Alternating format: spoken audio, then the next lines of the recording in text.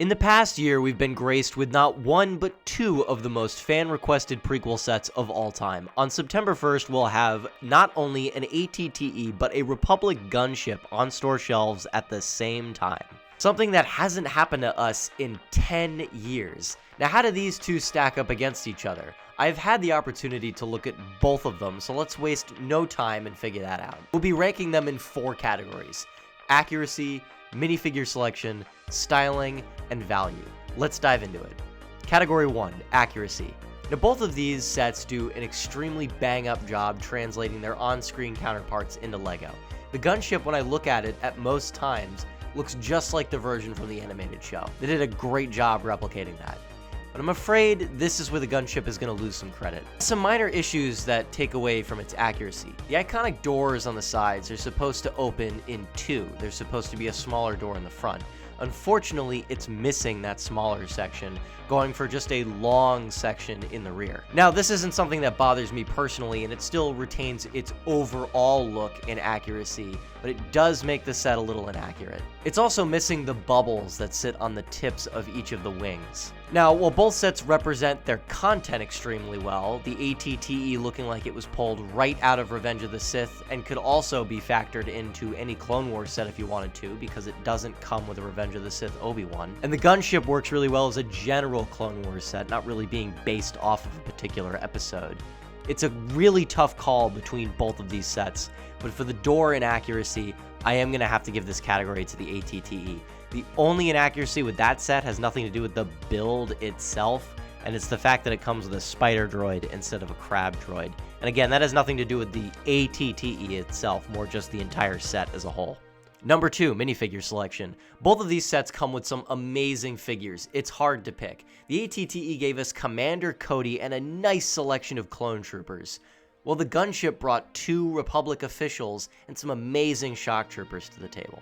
I'm gonna have to give this one to the ATTE as well, though. If you count the battle droids, we get 8 figures in that set, and I find no flaws with any of them. Cody has a uniquely printed face, when Fox unfortunately does not. He doesn't even have a unique expression. The Gunship also really could have been helped by at least including an extra shock trooper and maybe a clone pilot. Number 3, styling. While the ATTE went for a standard look, the Gunship took an interesting route and went for a not very common livery. While I do think the Coruscant Guard was an odd choice, I'm happy with the results. I think it'll stand out on any LEGO Star Wars collection. The dark red is such a nice color to see in the Star Wars line. While I think a lot of people would have liked to see maybe a standard Gunship, or even a Munilist 10 one, a Wolfpack one, or I'll even say it, a 501st one, even though the only 501st set I want to see moving forward is just a Rex's Y-Wing. I think people would have liked that too. I'm happy with the choice they made. It was out of left field, but I think it's going to work out for them in the future. I think people are really going to love what we got here, and judging by all the comments on my review, I think a lot of you agree. So I'm giving this category to the Gunship. Now on to our last one, value. For this category, I'm going to be ranking the set by itself and against its predecessor. The ATTE does a pretty good job at giving you value for your money, especially compared to the old one. While it doesn't exactly hit the same price to part ratio, even the old one was a little overpriced, it makes up for that with a very detailed set with a lot of figures and play value.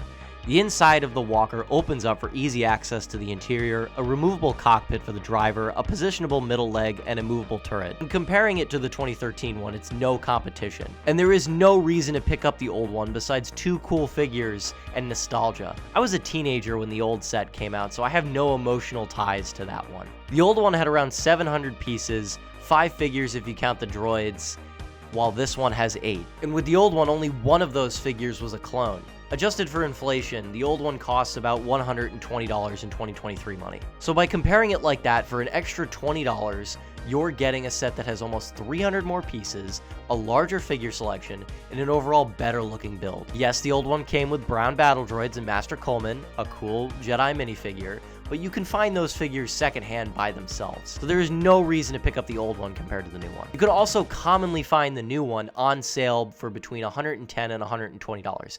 Now I know that's an unfair comparison because this set has been out for a year and the Gunship isn't even out yet, but it is worth mentioning. Now onto the Gunship, and this is where things get a little different. I would actually say the older one is a better value than the new one, comparing it as if the new one was on shelves right now. Adjusted for inflation, the old one is actually $20 more than the new one, but it's more versatile for collectors because they kept it generic looking. It has a fantastic figure selection consisting of the Geonosis versions of Padme, Obi-Wan, and Anakin, a red clone captain, an actual clone pilot, and 2 super battle droids. It's also bigger, which allows more troops in the bay.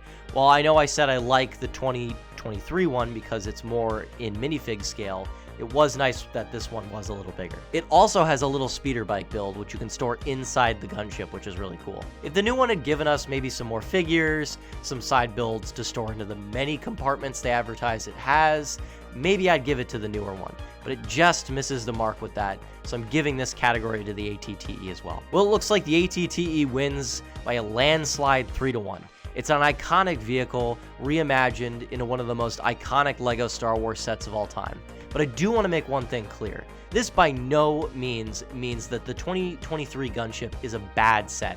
I gave this set a glowing review last week, and I stand by that. It's marked as one of my favorite Star Wars sets of the year because it really is that good. Looking past its minor flaws, it's an amazing set any fellow Clone Wars fan is gonna love. I just want to reiterate the fact how amazing it's gonna be that by the end of September, we're not only gonna have both of these sets, but also a new Ghost on store shelves at the exact same time. What an incredible moment for LEGO Star Wars fans. 3 highly desired, highly fan-requested sets, readily available, and not outrageously expensive because they've been retired. What an amazing time to be in, and I cannot wait to see what 2024 brings. Well, let me know what you guys thought about this comparison down below. If you have some of your own thoughts or some own categories I could have added to this, I'd be more than happy to hear. Leave a comment down below because that's all I've got, and I'll see you guys in the next video.